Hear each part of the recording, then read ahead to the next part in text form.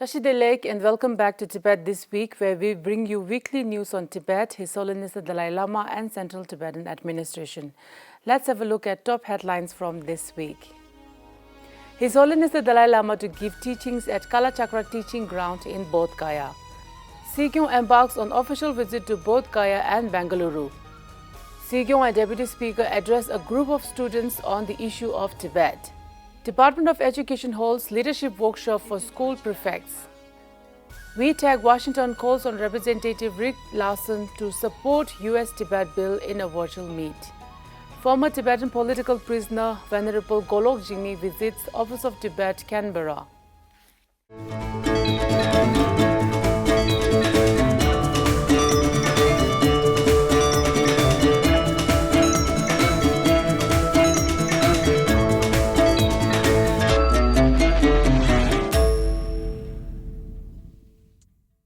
Starting this morning, His Holiness the Dalai Lama gave 3 days of teachings at the Kalachakra ground in Bodh Gaya, Bihar from 29 to 31st December on Nagarjunas in praise of Dhammadhatu.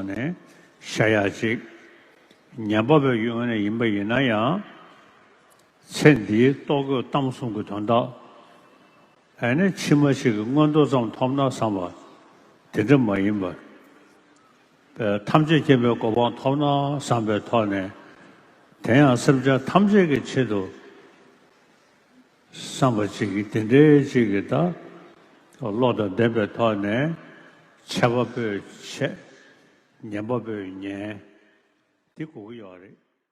On 31st December, His Holiness will confer the Manjushri empowerment followed by a long life offering ceremony on 1st January 2024. Following the successful conclusion of the 3-day International Sangha Forum, delegates gathered beneath the Bodhi tree to make prayers for world peace.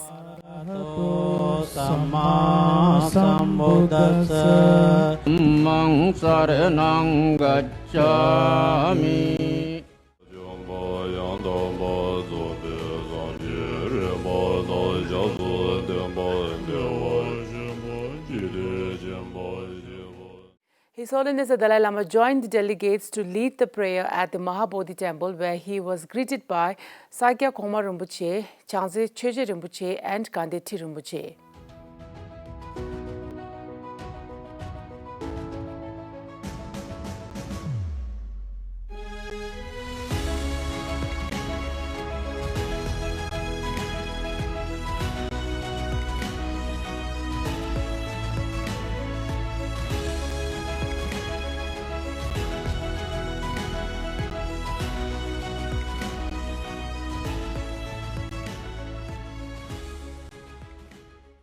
On 21st December at Gandhipege Lingnamge Monastery in Bodh Gaya, Bihar, His Holiness the 14th Dalai Lama meets with Shri Nitesh Kumar Ji, Honorable Chief Minister of Bihar. On Thursday this week, Sikyong Pimbatsring of the Central Tibetan Administration embarked on official visits from 28 December 2023 to 6 January 2024 in Bodh Gaya, Bangalore and Delhi. In Bodh Gaya, Bihar, Sikyong will attend His Holiness the Dalai Lama's 3-day teachings and the offering of long life prayer from 29 December to 1st January. Thereafter, Sikyong will depart for Bangalore on 2nd January and will attend the inaugural ceremony of the 2nd Tibetan IT Professionals Conference at Dalai Lama Institute for Higher Education. On 5th January, Sikyong is scheduled to undertake official engagements in Delhi en route on his way back to Dharamshala. On Monday this week, Sikyong Pempat Sering of the Central Tibetan Administration addressed the participants of the leadership workshop for Tibetan school prefects and captains and a group of students from Maharaja Sayajirao University at the Sikyong Auditorium to shed light on Tibetan freedom struggle and functionings of democratic exiled Tibetan administration. Sikyong, during his address to the students, alluded to the geostrategic significance of the Tibetan plateau and constant Tibet advocacy campaigns undertaken by Tibetan parliamentarians against the backdrop of the PRC's intensifying and pervasive distorted narratives on Tibetan history. On the one hand, you keep repeating the statement that Tibet is part of PRC, and then on the other hand, maybe to appease His Holiness or the Tibetan people, say that you support negotiations between the representative of His Holiness Dalai Lama and the Chinese leadership. And we tell them these two don't go together, these two contradict each other. If there is no recognition to the historical status of Tibet as an independent state, then where is the ground for China to come and talk to us? So when you keep repeating this statement that Tibet is part of PRC, you are removing the very ground or the leverage for the middle way that we are seeking. And the third thing we tell them is, why is China not asking every other government to say that Mongolia is part of China, or Manchuria is part of China, or East Turkestan is part of China? Why only Tibet? Amongst all the nationalities that they have controlled or occupied. That's because the Chinese government knows that they have no legitimacy of their rule over Tibet. That's why they are trying to seek that legitimacy from the international community by asking or coercing the international community to say that Tibet is part of PRC. Following next day, on 25th December, the student delegation from Maharaja Sayajirao University of Baroda met with the Deputy Speaker Thomas Ringtekang of the Tibetan Parliament in Exile, where the Deputy Speaker shed light on the evolution of Tibetan democracy as well as the structure and operations of the Tibetan Parliament in Exile. The Department of Education of the Central Tibetan Administration holds the 14th Leadership Workshop for school prefects and captains of the Tibetan schools at the College for Higher Tibetan Studies, SARA, from 21st to 27th December.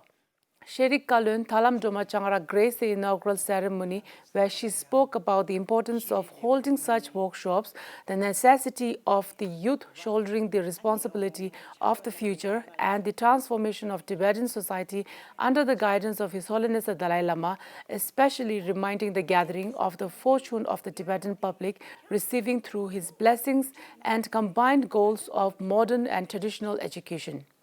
She further pointed out, in relation to the preservation of Tibetan language, that youngsters need to focus on Tibetan language and scripts and speak in clear Tibetan.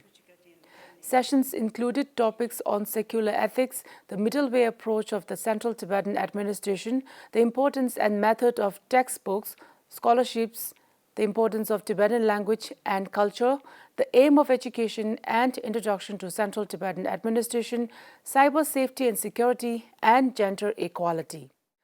This year's workshop was participated by 44 prefects and 16 counselors from 16 schools based in India and Nepal.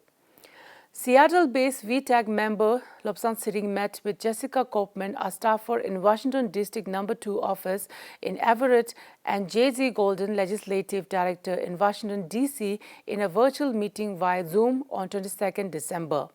Lobsang Sering thanked the staffers for attending the meeting and updated them on the status of Tibet-China Dispute Act Bill HR 533, which was approved by the House Foreign Affairs Committee on 13 November 2023. Jessica Kopman and J.Z. Golden expressed their solidarity with Tibet cause and the plight of Tibetan people in their locals. This meeting was organized as part of the Washington State VTAG's efforts to reach out to all 10 Washington representatives. To date, VTAG members have had the opportunity to meet with representatives and their staff, including Representative Pramila Jayapal, Adam Smith, Susan Delbin, Rick Larson, Kim Schreier, and Mary Gulson-Kem Perez. On Wednesday this week, Venerable Golog Jigme, a former Tibetan political prisoner, visited the Office of Tibet in Canberra. Representative Kama Sengye welcomed him and briefed him about the main role and responsibilities of the Office of Tibet and some of the major initiatives taken by the office in recent years. He further extended his gratitude and appreciation to Venerable Golog Jigme for his sacrifices in amplifying the voices of Tibetans inside Tibet and his strong determination in working for the Tibetan cause. Venerable Golog Jigme is one of the most high-profile Tibetan former political prisoners. His resistance, persecution, torture, and escape from Chinese-occupied Tibet is both a remarkable personal story and a deep insight into Tibet under Chinese rule. Belgium Tibetan Community's Sherab Nanche Weekend Language School organized a fundraising cultural event in Antwerp on the Christmas Eve, 24th December. The event commenced with the performance of Tashi Shelpa by senior students of Sherab Nanche, led by artist Ge Nubutsringla, followed by a number of cultural dance performed by students, parents, and staff members. Secretary Tille Wongtu from the Office of Tibet, Brussels, attended the event as a chief guest along with the president of the Tibetan community, Paldet Sering, and representatives of other Tibetan associations in Belgium. That is all the news for this week's edition of Tibet This Week. Thank you for watching Tibettv and Happy New Year 2024.